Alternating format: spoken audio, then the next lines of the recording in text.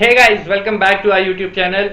आई hope आप सभी बहुत अच्छे होंगे। तो आज हम बात करेंगे सेविंग और इन्वेस्टमेंट के बारे में। जानेंगे कब हमें सेविंग से पैसा निकालना चाहिए और हमें इन्वेस्टमेंट से पैसा क्यों नहीं निकालना चाहिए। कौन सा पैसा कब काम आना चाहिए, कब हमारी ज़रूरत के हिसाब से किस जगह पे पैसा इन्वेस्ट करना चाहिए। तो आज इस वीडियो में इसी के बारे में बात करेंगे हम। So let's get started.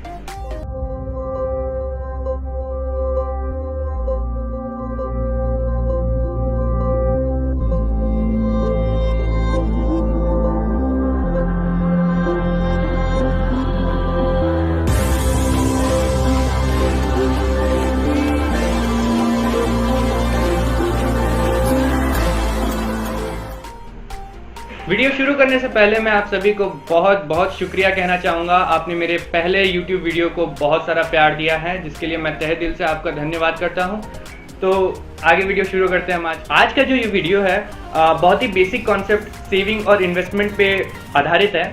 वैसे तो सभी को पता है सेविंग क्या होती है और इन्वेस्टमेंट क्या होती है, लेकिन इसे कैसे करना है, कितना इन्वेस्ट करना है, कितना सेव करना है, सेविंग किस हिसाब से होनी चाहिए, लोगों को इसके बारे में आज भी क्लियरिटी नहीं है। तो हम आज इसी वीडियो में इसके बारे में डिस्कस करेंगे। तो स्टार्ट करते हैं सेविंग्स को लेके। सेविंग हमारा वो पैसा होता है जो कि इमरजेंसी के वक्त हमारे काम आता है। ये वो पैसा होता है जो हमारे हाथ में नहीं होता है, लेकिन इमरजेंसी के समय पे हम इसे बहुत ही आसानी से अपने हाथ में पा सकते हैं।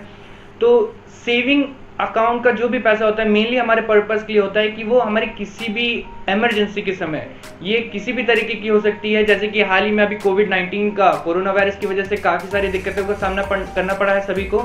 तो ऐसे समय पे भी ये काम आता है।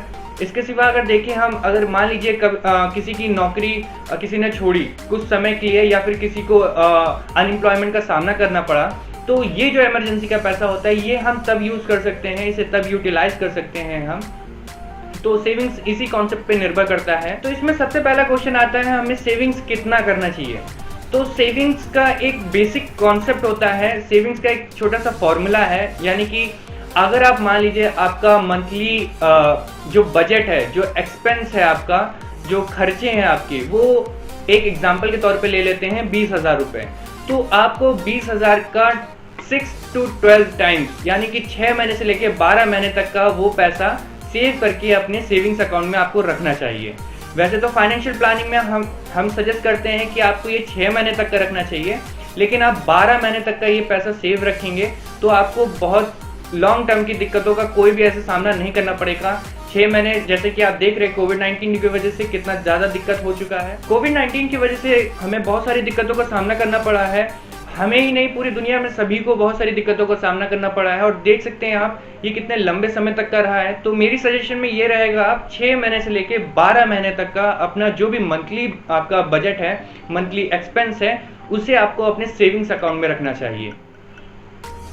सेविंग्स आपको हमेशा एक लो रिस्क कैटेगरी में रखना चाहिए और एक लिक्विडिटी के फॉर्म में, यानी कि आप इसे तुरंत इसे कन्वर्ट कर सकें कैश में, ऐसे फॉर्म में होना चाहिए ताकि ये किसी भी तरह की इमरजेंसी पे आपका साथ दे, आपके काम आए। सेविंग्स के लिए आपको आपका मंथली बजट ज़रूर पता होना चाहिए, आपका मंथली एक्सपेंस कितना होता है। तो आप इसे निकालें सबसे पहले और फिर इसे कैलकुलेट करें कि आपको कितना पैसा सेव करना है। हमें सेविंग्स में ज़्यादा पैसा क्यों नहीं रखना चाहिए?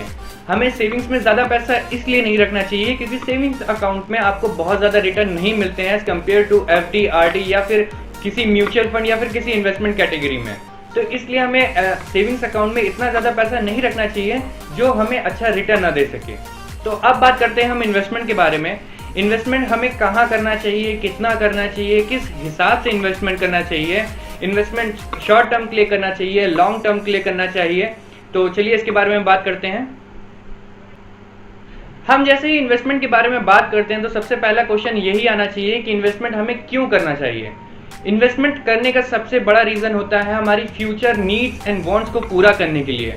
हमारी बहुत सारी चीज़ें होती हैं जो कि फ्यूचर में होनी है, जैसे कि शादी होनी है आज से 2 साल बाद, आज से 5 साल बाद आपको एक कार लेनी है, आज से 10 साल बाद आपको एक घर खरीदना है, कुछ समय बाद आपको अपने बच्चों को फॉरेन एजुकेशन देना है या फिर उनकी शादियाँ करवानी है। तो ऐसी होती हैं आपकी फ्यूचर नीड्स, फ्यूचर वांट्स।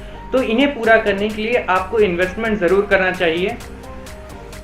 तो अब दूसरा क्वेश्चन आता है, आपको इन्वेस्टमेंट कितना करना चाहिए। आपको मैंने जैसे कि बताया, आपका मंथली एक्सपेंस आपको पता होना चाहिए, आपका बजट कितना रहता है आपका। उसके बाद जो आपका एक्सेस मनी है, जिसे आप अपने सेविंग्स अकाउंट में ना रख के आप उसे इन्वेस्टमेंट अकाउंट में डालिए, यानी कि आप एक जगह इन्वेस्ट करिए। वो आपके ऊपर डिपेंड करता है आप किस कैटेगरी में आप इन्वेस्ट करते हैं, यानी कि एक लो रिस्क कैटेगरी में, मॉडरेट रिस्क कैटेगरी में, या फिर एक हाई रिस्क कैटेगरी में। ये आप पे डिपेंड करता है आप इन्वेस्टमेंट कहाँ करना चाहते हैं। आप इन्वेस्टमेंट जब भी करें तो एक कैलकुलेटेड इन्वेस्टमेंट करें कि आपको रिटर्न के हिसाब से आपका जो इन्वेस्टमेंट है वो फ्यूचर में आपको कितना अमाउंट आपको देगा, क्या वो आपकी नीड्स और वांट्स को पूरा करेगा। तो सबसे पहले तो हम इन्वेस्टमेंट करते समय इसका ज़रूर ध्यान दें कि हम जितना इन्वेस्ट कर रहे हैं इस हिसाब से हमारा जो रिटर्न है, रेट ऑफ इंटरेस्ट है, उसके हिसाब से क्या हमारा जो फ्यूचर नीड्स और वांट है वो पूरी होगी उससे या नहीं होगी। तो सबसे पहले हमें ये देखना चाहिए।